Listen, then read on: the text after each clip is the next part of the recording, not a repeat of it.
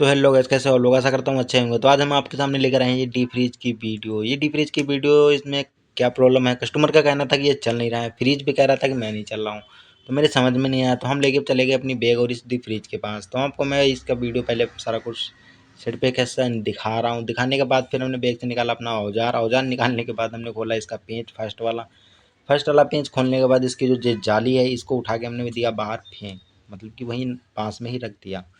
पास में रखने के बाद इसमें दो ही चीज़ें थी, एक तो ये हमारा कंप्रेसर, एक हमारा ये फ़ैन, और ये डीप फ्रीज था नॉन इन्वर्टर। तो सिंपल सी बात थी, हमने पहले इसको एक दो राउंड घुमा के देखा, तो ये कुछ तो मुझे डाउट हो गया पहले ही कि ये जाम है।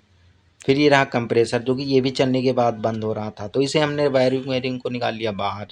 और ये हमारा ये फेस सप्लाई यही सीधा गई इस थर्मोस्टेट में। ये हमारा फ़ैन का जैक है, और फेस सप्लाई आके ये हमारी चली गई इसके थर्मोस्टेट से चली गई एक कंप्रेसर को, एक चली गई फ़ैन मोटर को, जो मैंने अभी आपको ब्लैक वायर दिखाई उसमें से एक थर्मोस्टेट से भी वायर जा रही है फेस। तो हमने इसको ऑन करके देखते हैं कि इसमें प्रॉब्लम क्या है। ऑन करने के बाद हमने देखा तो ये और बाप रे बाप, ये तो बहुत ज़्यादा हाई एम्पेयर ले रहा था। हाई एम्पेयर लेने का इसका यही कारण था कि इसका फ़ैन चल नहीं रहा था और रिले ओवरलोड सड़ चुके थे। तो ये फ़ैन भी नहीं चल रहा था। फ़ैन ना चलने का कारण तो समझ ही गए होंगे आप, जब प्रॉपर वोल्टेज आ रहे हैं फ़ैन नहीं चल रहा है तो फ़ैन ख़राब। तो ये हमारा जैक है, जैक को हमने निकाल लिया बाहर। जैक निकालने के बाद ये हमारे न्यूट्रल फेस और अर्थ के तार हैं इस जैक में। तो हम जैक का भी करंट हमने चेक कर लिया था ऑलरेडी, तो करंट आ रहा था, बट ये फ़ैन हमारा चल नहीं रहा था। तो हमारा फ़ैन ख़राब है, तो हम इसलिए फ़ैन बोल दिया ख़राब है। और ये हमारा रहा रिले ओवरलोड। तो इसको भी हम देख लेते हैं, आप लोगों को दिखा देते हैं कि ये रहा हमारा रिले और ये रहा हमारा ओवरलोड। तो इसे अच्छे से देख लो, ये भी हमारा ख़राब है। ख़राब होने का रीज़न यही है। अब हम इसे आपको चेक करके दिखाता हूँ कि आप लोग कहोगे कि ये कैसे ख़राब है। तो इसका जो रेजिस्टेंस होता है रिले के अंदर, एक सिरेमिक का सेल लगा होता है, वो उसका रेजिस्टेंस घट जाता है, तो इसीलिए ये रिले हमारी शॉर्ट हो जाती है। तो इसे हम आपको लोग दिखाते हैं, जो कि 22 ओम ओनली आ रहा है, जो कि इसका होना चाहिए 31 33 ऐसे, मतलब 30 के ऊपर ही होना चाहिए, तभी ये बेस्ट रिले मानी जाती है, वरना ये शॉर्ट आपस में करेगी फिर ट्रिप हो जाएगा। ये हमारा रहा ओवरलोड का। ओवरलोड तो ज़्यादा कुछ खास नहीं होता, बट मेन तो रिले होती है। तो हमारे ये फ़ैन, सबसे पहले फ़ैन को हम निकाल के फेंकते हैं बाहर और नया फ़ैन लेकर आते हैं। तो फ़ैन को हम फटाफट खोल लेते हैं। फ़ैन खुल जाती है। हमारा 220 वोल्ट एसी पे चलने वाला एसी फ़ैन है।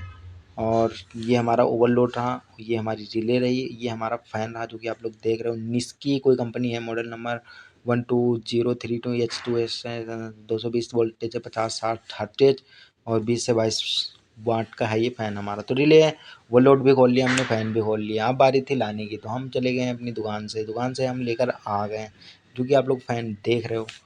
सन टॉप, मतलब कि एकदम टॉप का फ़ैन है। और ये हमारा रहा रिले ओवरलोड, जिसे बोलते हैं हैवी वाला रिले है।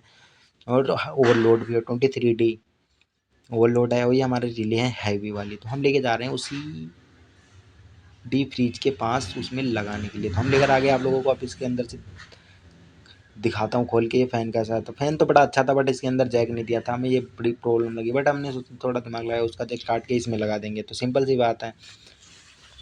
तो हमने फटाफट जैक काटने की, बट काटने से पहले बार डाउट कि ये चल नई नई हमारे बोर्ड करने के बाद ये हमारा चल गया। चलने के बाद हमने फिर डाउट किया, सीधा हमने लगाना स्टार्ट कर दिया। फटाफट लगा लेते फैन चारों पेंच, तब तक आप लोग भी इंजॉय करो।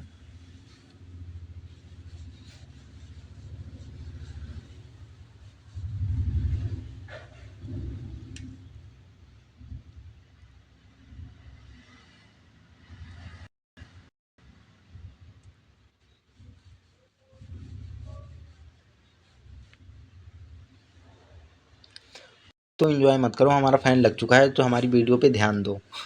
हमारी वीडियो पे ध्यान दोगे तो कुछ ना कुछ सीखने को पाओगे।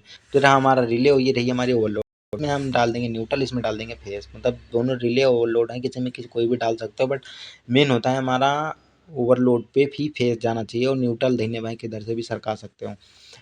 फेस ओवरलोड पे और न्यूट्रल हमारा रिले के राइट वाले हैंड पे दिया जाता है।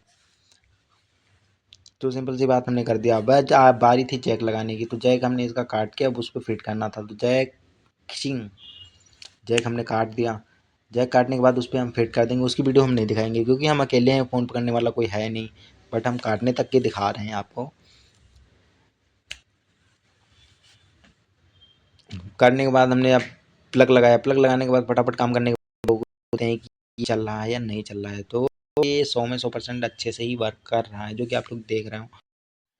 तो हमारा डीप फ्रीज हो गया चालू। डीप फ्रीज चालू होने के बाद हम इसके वाइब्रेट सुनते हैं कि हाँ चल रहा है कि नहीं। हाँ रख के देखा तो चल रहा था, और इसकी डिस्चार्ज पाइप भी यहाँ रखा तो हाँ हमारी पाइप अच्छे से गर्म हो रही थी। तो आशा करता हूँ आप लोग वीडियो को समझ गए होंगे क्या प्रॉब्लम थी, और आप कर भी सकते हो। तो वीडियो को लाइक करें एंड सब्सक्राइब करें। वीडियो